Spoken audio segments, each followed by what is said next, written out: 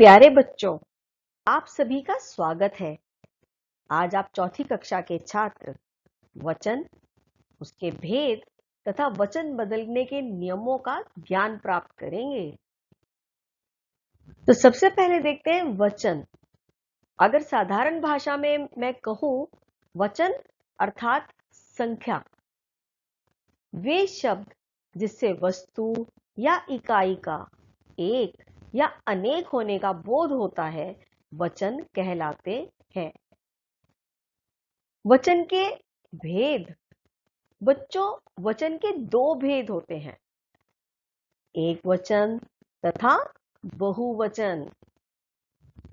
एक वचन शब्द के जिस रूप से वस्तु के एक होने का बोध होता है, वह एक वचन कहलाता है। जैसे लड़की, पंखा और घोड़ा आदि।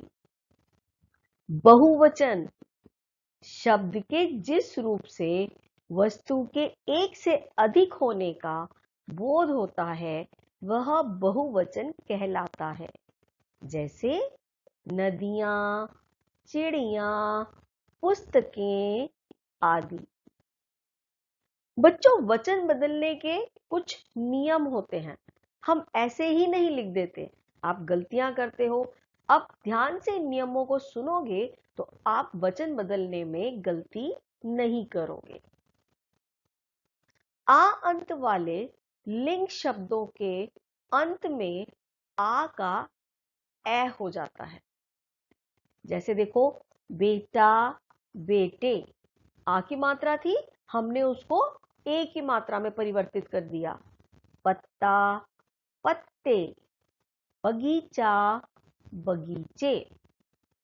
अब दूसरा नियम देखो, आ अंत वाले स्त्रीलिंग शब्दों के अंत में आ का ए हो जाता है।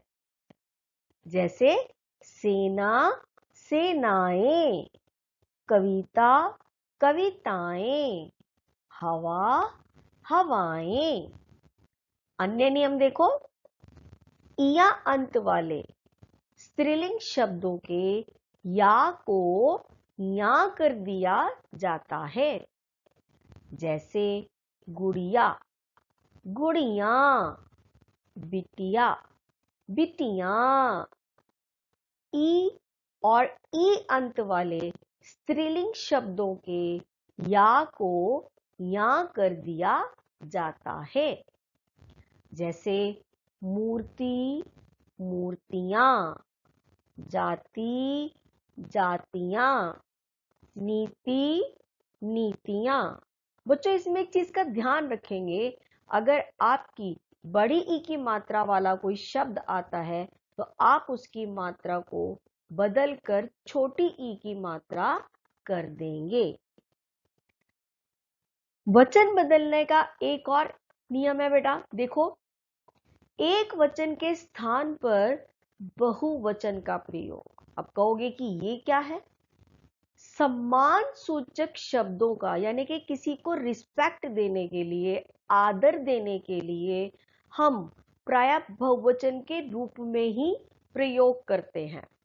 जैसे पिताजी, माताजी, दीदी, अध्यापिका, ये सभी हमारे लिए बड़े हैं और इनको सम्मान देने के लिए हम जब वाक्य बनाते हैं, तब उसमें हम बिंदु का यानी बहुवचन का प्रयोग करते हैं। ध्यान से देखो कैसे। आप कहाँ जा रहे हैं? पिताजी बाजार से आए हैं।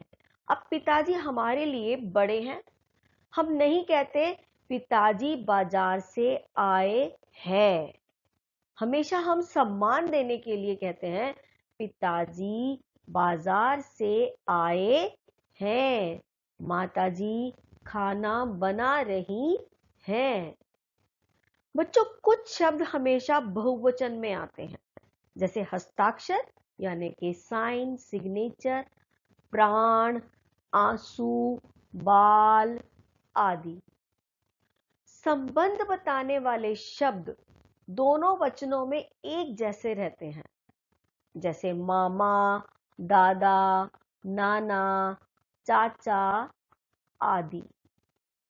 तो हमने आज सीखा वचन मतलब संख्या, उसके भेद हमने जाने, एक वचन और बहुवचन, वचन बदलने के नियम, एक वचन के स्थान पर बहुवचन का प्रयोग, आ अंत वाले लिंग शब्दों के अंत में आ का ए हो जाता है, आ अंत वाले स्त्रीलिंग शब्दों के अंत में आ का ए हो जाता है, या अंत वाले स्त्रीलिंग शब्दों के या को या कर दिया जाता है, ई और ई अंत वाले स्त्रीलिंग शब्दों के या को या कर दिया जाता है।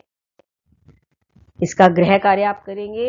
घर में रखी वस्तुओं को ध्यान पूर्वक देखिए, एक वचन तथा बहुवचन की श्रेणी में उनको लिखिए और है का प्रयोग करते हुए वाक्य निर्माण करिए।